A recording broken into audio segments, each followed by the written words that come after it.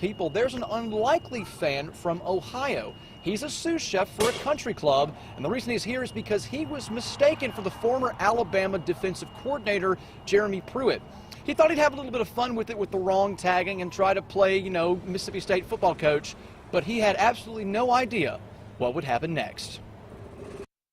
When Mississippi State was searching for its new football coach, Alabama's defensive coordinator, Jeremy Pruitt, was one of the names in the mix.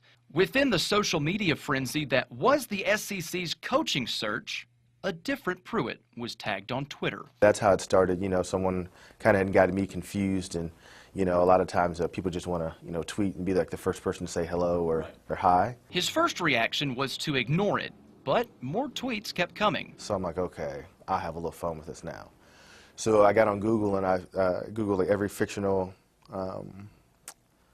coach I could figure out, and went with that. And you just jumped on it. Did you expect it to blow up this much? Absolutely not. I figured it would just be funny, especially like when Joe Moorhead got hired.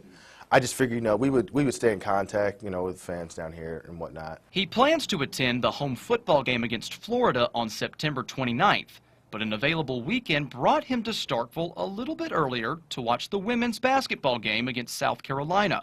For the last few days, he's been soaking in everything Starkville, which includes wearing maroon and white. Trying to get him the best stuff, like the most popular items to cheer on his new team. Employees at Maroon & Co., who were also Mississippi State students, aren't surprised by the welcoming atmosphere of Starkville. We're just trying to show him how authentic we are, pretty genuine.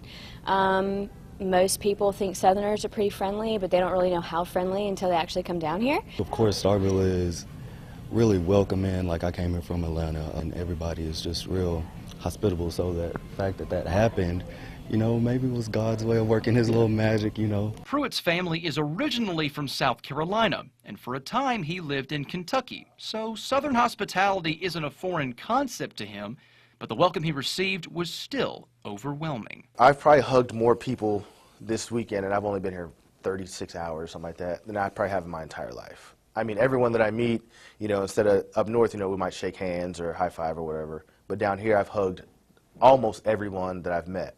I love your Twitter profile where you say, Ohio State Buckeye through and through, but Hail State's my new love. You feel like you've been adopted into the maroon and white family? Absolutely. I definitely just wanted to shout out everyone down here that's been extremely hospitable. There's so many people that I've met that I consider, well, the saying is, we're not fans, we're family.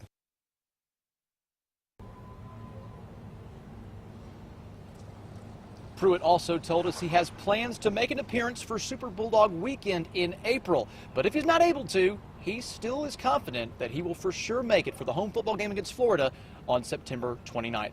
Live outside of the Humphrey Coliseum, Parker King, WCBI News.